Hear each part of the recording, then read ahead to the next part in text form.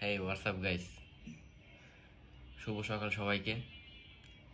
তো আজকে সকালটা একটু আমার জন্য একটু বেশি ডিফারেন্ট।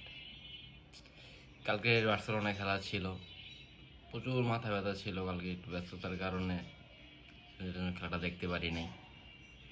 ঘুম থেকে উঠে আজকে এমন একটা নিউজ পাবো, এমন একটা নিউজ দেখবো, কল্পনাও করি নাই।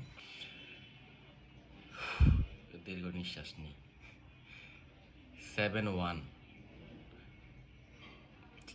এই স্কোর লাইনটা দেখলে মানে কার কার জানি একটা ম্যাচের কথা মনে এসে পড়ে। কার জানি এটা হলুদ জার্সি পরা টিমের। হ্যাঁ, তো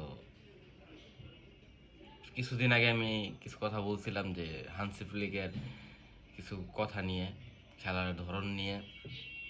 তো আজকের যে খেলার স্কোর লাইনটা দেখলাম, সত্যি কথা বলতে এখন আমি হাইলাইটটাও দেখি নাই। ঘুম থেকে উঠে স্কোর লাইনটা শুধু দেখছি। এখন আবার বাইরে চলে যাবে, এর জন্য চিন্তা করলাম আপনাদের সাথে কিছু কথা বলা যায়। তো 7-1 রাফিনহা গোল করছে, লেভেনডস্কি গোল করছে, আর যতটুকু স্কোর দেখলাম যে ফার্মিন লোপেজে 2টা গোল করছে আর একটা ওন গোল হয়েছে।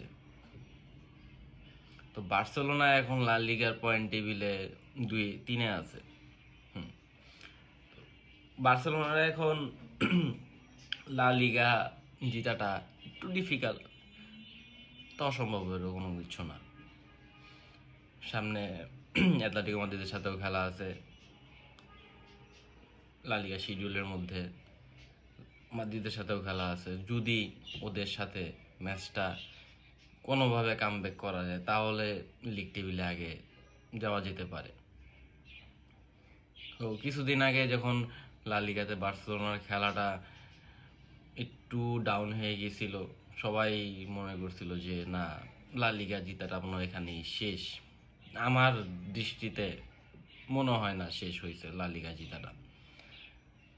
তো এখনও আরও সময় বাকি আছে, আরও খেলা বাকি আছে।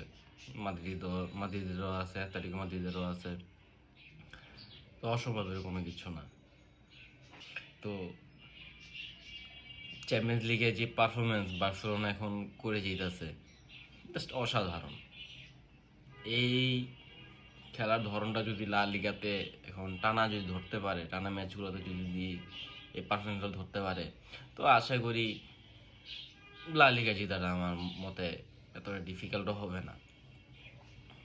কারণ সামনে 2টা রেসের মধ্যে এখন অ্যাটলেটিকো মাদ্রিদ আর যেহেতু রিয়াল মাদ্রিদ আছে, তো ওদের সাথেও খেলাটা এতটা ডিফিকাল্ট হবে না। তো যাই হোক, আজকে সকালে এই নিউজটা দেখে খুবই ভালো লাগলো। হাইলাইটটা এখনো দেখি না, হাইলাইটটা দেখবো আমি। তো ধন্যবাদ সবাইকে। ভিস্কা বার্সা।